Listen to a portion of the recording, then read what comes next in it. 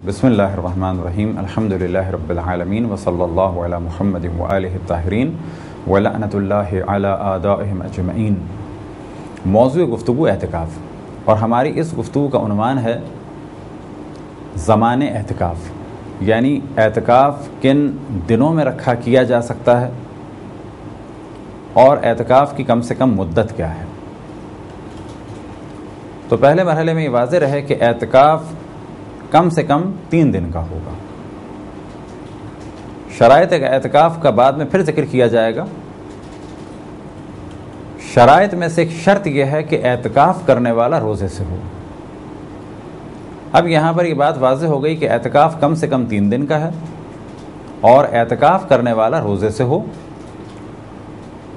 اور یہ بات واضح رہے کہ سال میں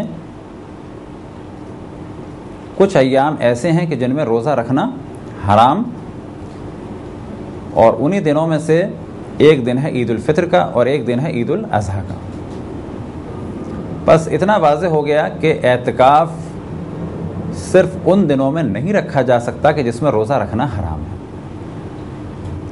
بس نتیجہ یہ نکلا کہ اعتکاف پورے سال میں کبھی بھی کیا جا سکتا ہے۔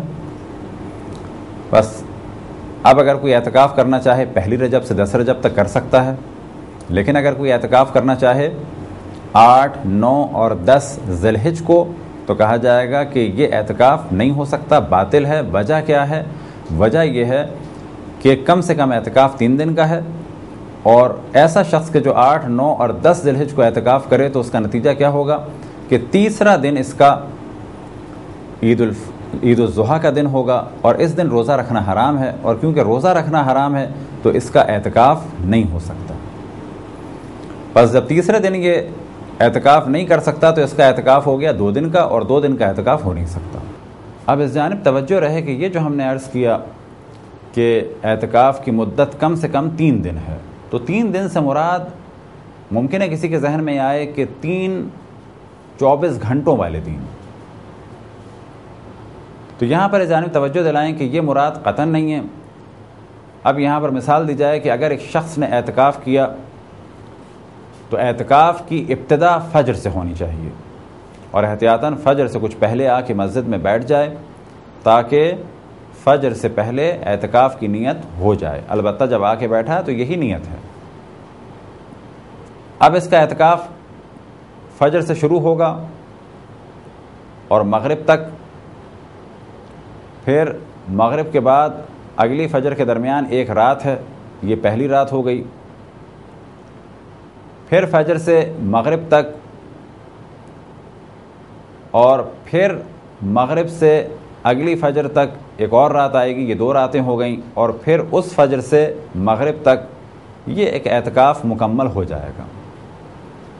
اور اسی چیز کو ان الفاظ میں بھی کہا جاتا ہے کہ جب اعتکاف کیا جائے تو پہلی رات اور چوتھی رات اس میں داخل نہیں ہے، یعنی ہم پہلی رات کو اعتکاف ضروری نہیں ہے، فجر سے آ کے بیٹھیں گے، پھر پہلی رات، پھر دوسری رات آئے گی جو در حقیقت اعتکاف کی پہلی رات ہوگی، پھر ایک اور رات آئے گی، پھر اس کے بعد فجر، اور فجر کے بعد جو مغرب آئے گی تو اس پہ اعتکاف ختم ہو جائے گا۔ مغرب کے بعد چوتھی رات اعتکاف میں کاؤنٹ نہیں ہوگی، لہذا نہ پہلی رات نہ چوتھی رات، اعتکاف میں دوسری اور تیسری رات کو داخل کرنا ضروری ہے۔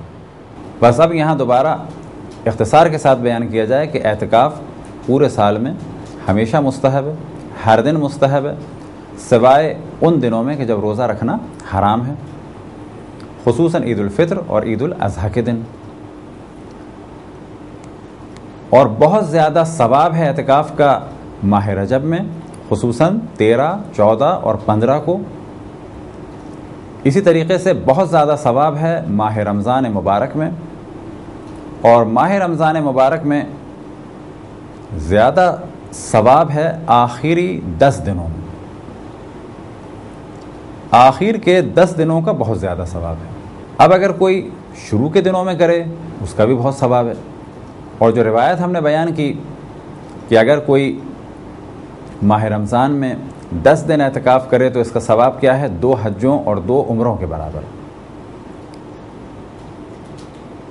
لیکن کب کہ جب آخر شہر رمضان میں ہو، یعنی آخر میں ہو، تو اس کا زیادہ ثواب ہے. لیکن اگر شروع کے 10 دنوں میں کریں تو بھی اس کا بہت زیادہ ثواب ہے، 2 حج اور 2 عمرے کے برابر.